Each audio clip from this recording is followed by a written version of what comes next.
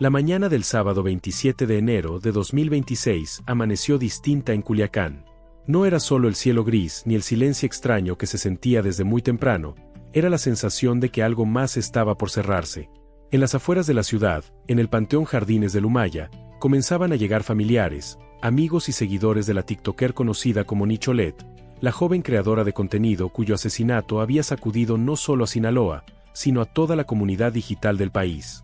Lo que muchos no sabían era que ese funeral no sería únicamente una despedida, sino el último movimiento de una investigación que llevaba días avanzando en silencio y que estaba a punto de revelar la traición más cercana. Mientras los primeros vehículos se estacionaban y los arreglos florales cubrían el acceso principal del cementerio, un convoy reducido, sin sirenas y sin logotipos visibles, se aproximaba por una de las vialidades laterales. Vehículos blindados de perfil bajo, vidrios polarizados y escoltas discretos marcaban la llegada de Omar García Harfuch. No hubo anuncios, no hubo discursos, no hubo cámaras oficiales siguiéndolo. Vestido con traje oscuro y gesto contenido, descendió del vehículo acompañado por un equipo mínimo de inteligencia, peritos y elementos de seguridad. Su presencia no era simbólica ni protocolaria.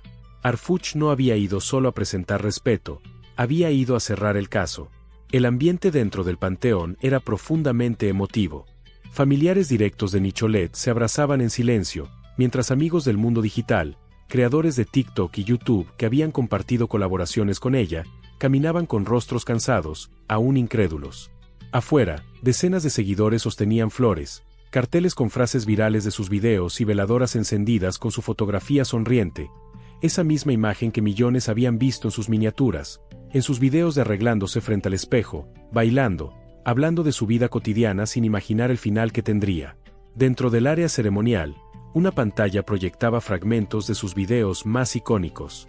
Sonaba de fondo la música que ella solía usar en sus publicaciones. Sobre una mesa improvisada descansaban su ring light, algunos cosméticos, reconocimientos de creadora digital y pequeños objetos personales que hoy funcionaban como símbolos de una vida interrumpida. Era un duelo colectivo, íntimo y público al mismo tiempo. Y mientras todos lloraban, alguien observaba. El equipo de Harfuch comenzó a operar desde el primer minuto. Sin alterar el ambiente, se desplegaron discretamente alrededor del funeral. Cámaras corporales activas, pequeños drones silenciosos sobrevolando a baja altura, análisis facial en tiempo real y cruces inmediatos con bases de datos de inteligencia.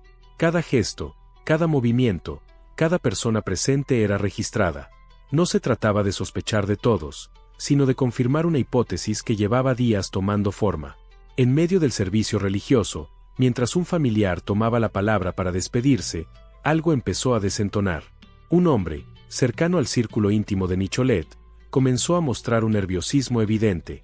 Era alguien conocido, alguien que había aparecido en transmisiones en vivo, en colaboraciones, alguien que se presentaba como apoyo constante, como una figura de confianza. Su teléfono vibraba una y otra vez. Respondía mensajes apartándose del grupo. Miraba alrededor con insistencia, evitaba el contacto visual, sudaba a pesar del clima fresco de la mañana. Ese comportamiento no pasó desapercibido. La inteligencia previa ya lo tenía marcado como una pieza clave. Las cuentas que habían recibido los pagos de extorsión que precedieron al homicidio estaban vinculadas a él. Los horarios filtrados coincidían con sus accesos. Las ubicaciones compartidas coincidían con sus movimientos. El funeral, irónicamente, había reunido a la última persona que faltaba para cerrar el rompecabezas. Harfuch no interrumpió el acto. No había prisa. La detención no ocurriría frente a las cámaras ni frente a los familiares. Cuando el sujeto intentó alejarse hacia una zona más apartada del panteón, fingiendo atender una llamada urgente, dos elementos tácticos lo interceptaron con precisión quirúrgica. Sin violencia, sin gritos, sin escándalo. Fue reducido, identificado y trasladado inmediatamente a una unidad blindada estacionada fuera del perímetro visible del funeral. En ese punto, la investigación entró en su fase final. Con autorización judicial express, se realizó un interrogatorio preliminar en el lugar. El hombre, visiblemente alterado, entendió que ya no había margen para negar. Las pruebas eran contundentes. En cuestión de minutos comenzó a hablar. Admitió haber filtrado la ubicación exacta de Nicholet, sus rutinas diarias de grabación, los horarios en los que estaba sola en casa. Todo a cambio de cancelar una deuda personal con la célula que la estaba extorsionando. Una deuda que, según él, se había vuelto impagable y peligrosa. Cada palabra que pronunciaba coincidía con lo que los peritos ya habían reconstruido. Los chats recuperados de los dispositivos de la víctima, las transferencias bancarias, los análisis toxicológicos y las comunicaciones interceptadas encajaban perfectamente con su confesión. La traición no había venido de fuera, había nacido desde el círculo más cercano. El decomiso de evidencias terminó de sellar el caso. En su teléfono celular se encontraron conversaciones directas en aplicaciones de mensajería donde negociaba la información, enviaba coordenadas exactas, fotografías del interior de la casa de Nicholet y audios en los que reconocía haber recibido dinero por entregar esos datos. También se aseguraron fajos de efectivo reciente, transferencias rastreadas que coincidían con los días previos al homicidio y documentación digital falsa que simulaba contratos de representación y manejo de su carrera. Entre sus pertenencias apareció un objeto que terminó de estremecer a los investigadores, un accesorio personal que Nicholet le había regalado en un video colaborativo, conservado como símbolo de cercanía, casi como un trofeo. Esa pieza, aparentemente insignificante, confirmaba el nivel de confianza que existía entre ambos y la magnitud de la traición. Mientras todo esto ocurría, el funeral continuaba. Las flores seguían acumulándose sobre la tumba. Los fans dejaban mensajes escritos a mano, promesas de no olvidarla, frases como siempre brillarás rodeadas de luces LED. El contraste era brutal. En un mismo espacio convivían el dolor más profundo y el cierre definitivo de una investigación. En el aire, los drones captaban imágenes del panteón cubierto de veladoras, mientras en segundo plano una unidad blindada se alejaba discretamente con el detenido a bordo. Harfuch supervisó personalmente el traslado. No hubo declaraciones. No hubo protagonismo. El mensaje estaba en los hechos. En este punto, vale la pena que te quedes hasta el final de esta historia, porque lo que ocurrió aquí no es solo un caso más.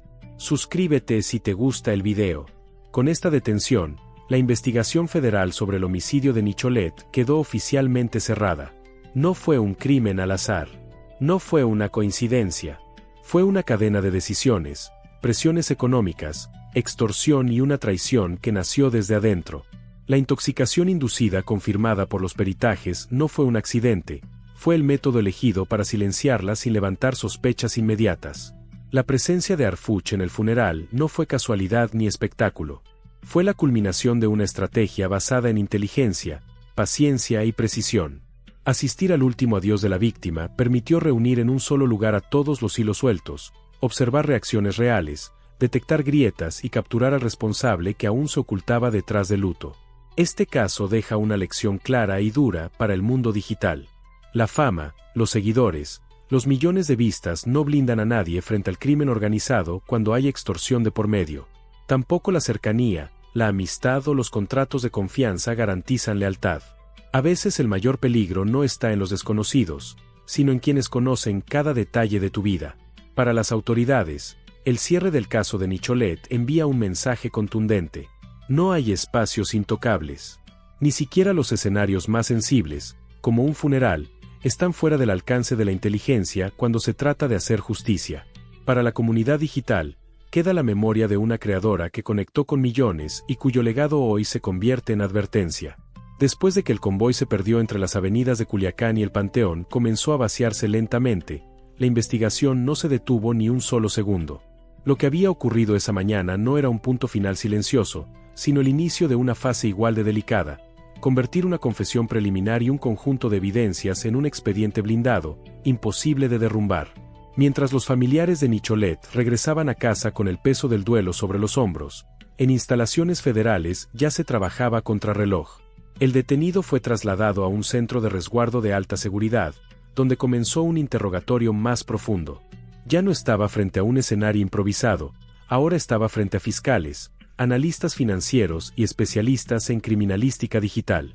Cada palabra que había dicho en el Panteón fue contrastada con registros, horarios, geolocalizaciones y metadatos.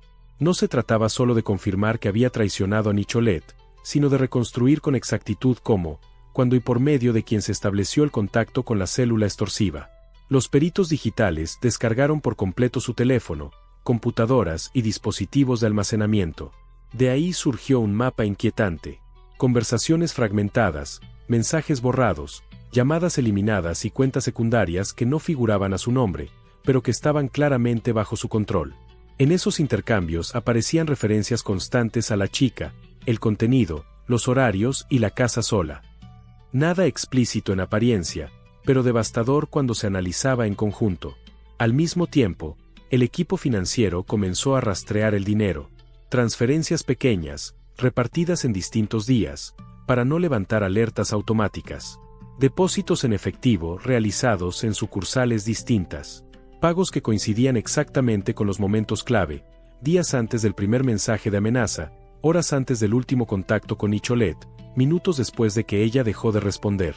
Cada movimiento bancario era una pieza más que confirmaba la traición. En paralelo, se revisaron los dispositivos incautados previamente en la casa de Nicholet. Ahí apareció un patrón que hasta ese momento había pasado desapercibido. Conversaciones donde ella confiaba plenamente en esa persona. Mensajes donde le contaba que se sentía presionada, que estaba cansada, que no entendía cómo alguien había obtenido datos tan precisos de su vida. En uno de esos mensajes, ella misma escribió que solo unas cuantas personas sabían realmente sus rutinas. Ese fragmento se convirtió en una de las pruebas más contundentes del caso. Mientras tanto, en redes sociales, el impacto del funeral seguía creciendo. Videos grabados por fans mostrando el altar improvisado, las luces, la música, comenzaron a viralizarse. Miles de comentarios exigían justicia, otros tantos recordaban momentos felices de Nicholet. Lo que nadie sabía aún era que, en ese mismo momento, la justicia ya estaba actuando con una precisión que rara vez se ve. Harfuch recibió reportes constantes durante todo el día. No necesitaba estar físicamente en cada sala para dirigir la operación.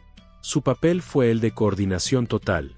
Cada área tenía una tarea específica y un objetivo claro, que el caso no se debilitara en tribunales, que no hubiera cabos sueltos, que ninguna narrativa falsa lograra imponerse. Uno de los hallazgos más delicados fue la reconstrucción de la extorsión. No había comenzado como una amenaza directa. Primero fueron mensajes ambiguos, referencias veladas a información privada, comentarios que solo alguien cercano podía conocer. Luego vinieron las exigencias económicas. Finalmente, cuando Nicholet intentó cortar contacto y seguir con su vida normal, la presión escaló. La intoxicación inducida no fue un impulso, fue una decisión tomada cuando el plan original comenzó a fallar. En las declaraciones ampliadas, el traidor admitió que nunca pensó que la situación llegaría tan lejos. Dijo que creyó que solo se trataba de asustarla, de forzar un pago, de resolver su deuda. Esa justificación, lejos de ayudarlo, terminó de hundirlo. Demostraba que actuó con plena conciencia de que estaba poniendo en riesgo a alguien que confiaba en él. Con el paso de las horas, se emitieron las órdenes correspondientes para formalizar su imputación. Los cargos no se limitaron a traición o filtración de información. Se le acusó de participar activamente en una red de extorsión, de facilitar un homicidio y de beneficiarse económicamente de ello. Cada delito estaba sustentado con pruebas técnicas, testimoniales y periciales. En Culiacán, la noticia comenzó a filtrarse de manera controlada. No hubo filtraciones irresponsables ni comunicados precipitados. La estrategia fue clara: primero asegurar el caso, después informar. Cuando finalmente se confirmó que el traidor había sido detenido el mismo día del funeral, la reacción fue inmediata. Indignación, sorpresa, incredulidad. Muchos no podían aceptar que alguien tan cercano hubiera sido el responsable de entregar a Nicholet. Ese impacto social no fue ignorado. Las autoridades entendieron que este caso tenía un componente simbólico enorme, no solo por la figura de Nicholet como creadora digital, sino porque representaba una realidad cada vez más frecuente: la vulnerabilidad de quienes exponen su vida en redes, la falsa sensación de cercanía y la facilidad con la que la información íntima puede convertirse en moneda de cambio. En los días siguientes, se reforzaron las líneas de investigación secundarias. Se revisaron otros posibles casos vinculados a la misma célula extorsiva. Se analizaron cuentas, contactos y movimientos que podrían llevar a más detenciones. Aunque el caso principal estaba cerrado, el mensaje era claro: no se trataba de una captura aislada, sino de un golpe más amplio contra una estructura criminal. El nombre de Nicholet comenzó a aparecer no solo como víctima, sino como punto de quiebre. Su caso marcó un antes y un después en la forma en que se abordaron las extorsiones a figuras digitales. Se emitieron alertas, recomendaciones y protocolos de prevención, no como discursos vacíos, sino como respuesta directa a una tragedia que pudo haberse evitado. Para quienes estuvieron ese día en el Panteón, la escena quedó grabada para siempre.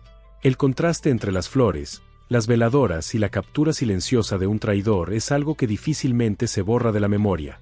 Fue justicia, sí, pero también fue una lección dura, incómoda y necesaria.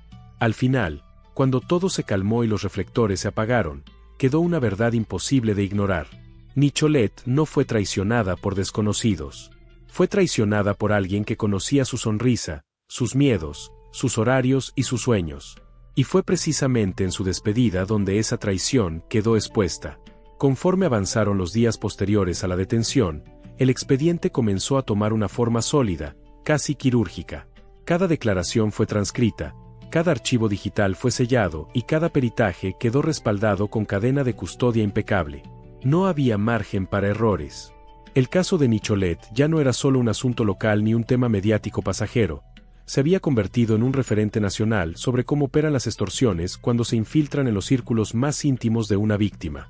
Los fiscales federales fueron claros desde el inicio: no bastaba comprobar la traición emocional, había que demostrar la participación directa en el desenlace fatal.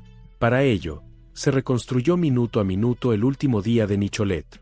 Desde el momento en que despertó, los mensajes que envió, las llamadas que recibió, los videos que grabó y nunca publicó. Todo fue analizado con un nivel de detalle extremo.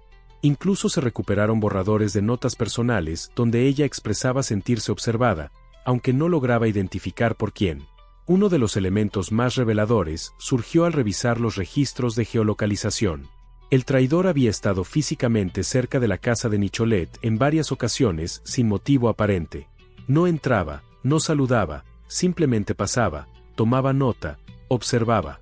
Esa información fue compartida posteriormente con los extorsionadores, lo que permitió afinar el momento exacto del ataque. No fue improvisación. Fue planeación fría. Mientras tanto, la familia de Nicholet comenzó a recibir acompañamiento institucional. No solo apoyo legal, sino psicológico. Las autoridades entendieron que el impacto de descubrir que la traición venía de alguien cercano podía ser incluso más devastador que el crimen en sí. Cada sesión, cada conversación, estaba orientada a ayudarles a comprender que la culpa no era de ellos ni de Nicholet, sino de una persona que decidió cruzar una línea irreparable. En redes sociales, el caso seguía generando conversación. Algunos seguidores comenzaron a revisar videos antiguos, colaboraciones, transmisiones en vivo. Comentarios que antes parecían inocentes ahora adquirían otro significado. Miradas, silencios, frases ambiguas. Todo era reinterpretado bajo una nueva luz. No faltaron teorías ni especulaciones, pero la autoridad se mantuvo firme. Solo los hechos comprobados serían comunicados.